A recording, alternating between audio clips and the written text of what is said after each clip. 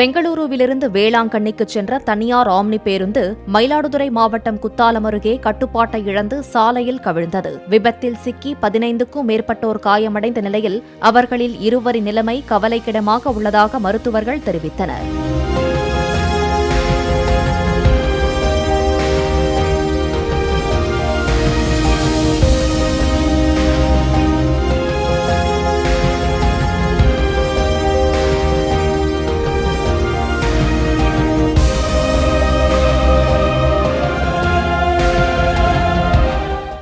Play store மற்றும் app ஸ்டோரில் இருந்து பாலிமர் செயலியை QR கோடு மூலம் பதிவிறக்கம் செய்யுங்கள்.